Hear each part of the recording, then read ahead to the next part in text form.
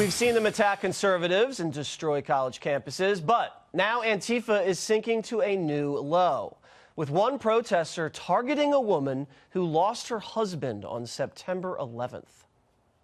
Why are you trying to block me? I'm trying to walk here. I obey traffic signals. You're a snarky little idiot. Shut the up. Try something. I'm not gonna punch you. I'm not like your husband. I'm not gonna punch you. I'm not worried.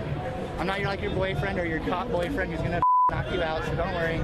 My husband died in 9/11. Good for him. Good.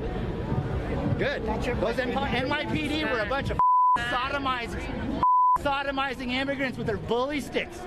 So yeah, your husband probably should rot in the grave. Wow. Joining me now, actor Dean Cain. So, Dean, I mean, I can't even control myself. I wouldn't have been able to sit there and listen to that. I don't condone violence, but this guy should have been knocked out for what he said. He's ugly. This is the face of evil, these Antifa people. I mean, how do you even handle something like that out there on the streets? Well, if you actually extend that video, you find out that someone decided to handle that later and walked across the street to confront that guy and said, "You talking about my mom?" And that guy turned tail and ran. Oh, wow. Took off running. Typical. No big shocker there. No big shocker. But the things that he's saying, I mean, like picking on, 9/11, a 9/11 victim, the firefighters and the first responders and the police officers that we lost there. It's insane. It just goes to show you all he was trying to do was bully, harass, provoke, and push this woman into responding. And she seemed pretty calm. So something tells me maybe she was, I don't know, exercising her Second Amendment right. Who knows? Yeah, I mean, he went after pretty much everybody, like you say, police, firefighters, women, dead husband. It doesn't get any worse than that. But I think it's important to show the audience this type of behavior coming from the radical left, because people need to know what they're up against. And on the streets, you're up against this type of person, and it's scary.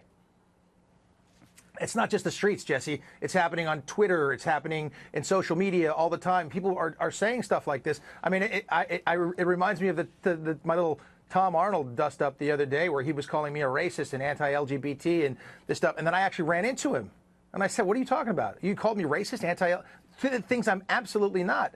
And he completely was like, "Oh, no. I didn't mean you. I meant they're using you and this and that." And then after we have our little dust-up, he goes back on Twitter and starts yelling about how he should have knocked me out. And I'm what a coward. Wait, so he was on Twitter and like taking shots, and you got in his face and said, "Hey, bro, what the heck?" And he then chilled out, and then the minute you left, he's back on Twitter saying the same thing. What a weasel. Exactly. What a weasel. Yeah, well, that's what I called him. Actually, I called him a cowardly, slanderous weasel was, I think, my exact words. But you know what? It's the thing. But this comes from someplace. People think they're allowed to do this because Maxine Waters is saying, confront people, do this in the restaurants, chase your senators down in the hallways, in the elevators. Hillary Clinton saying, oh, there's no reason to be civil. It's coming from somewhere, and it's dangerous, dangerous stuff because someone's going to get hurt. It's not going to end well. Yeah, Maxine Waters, no relation. She gave birth to a lot of this stuff, and it's scary. They don't like cyberbullying. They're big against cyberbullying, but I guess they're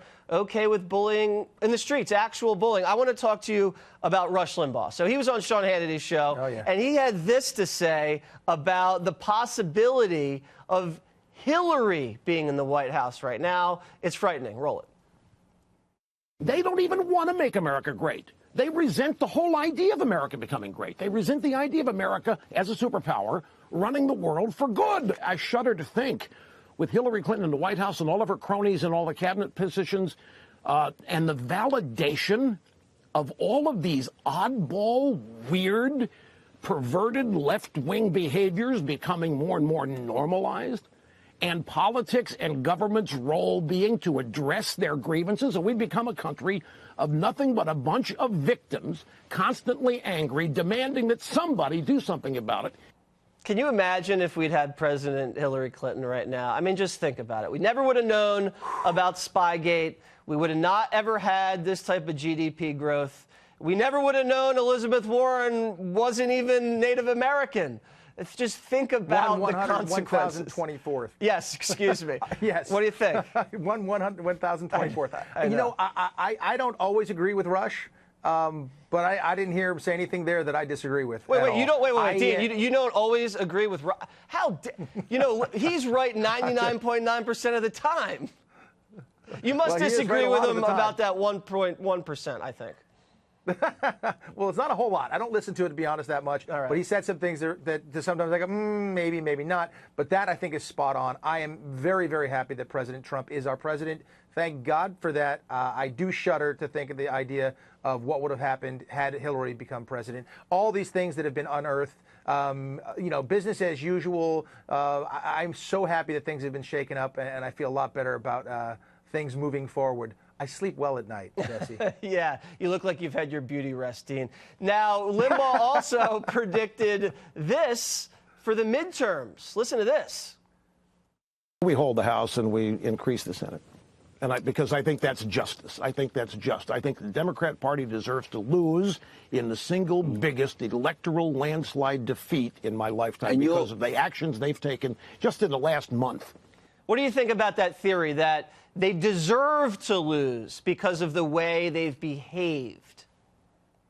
Well, I think it's an interesting theory and may actually hold some water, if you will. Yes. I think so, because I didn't want to go out on the limb and say, you know, it's going to be a red wave and it's going to happen this way. But the Democrats, with the whole Kavanaugh hearing and the things they've been saying, has not been good behavior at all. So I think it's a very, very distinct possibility. I know where my votes are going. I'm an independent, so I know where my votes are going, and they're going to go red this November 6th. There's no question about it. And if that does happen, woo, it's going to be interesting. All right, there he is. Black leather jacket, black T-shirt, chain, black slick hair. Dean Cain, everybody.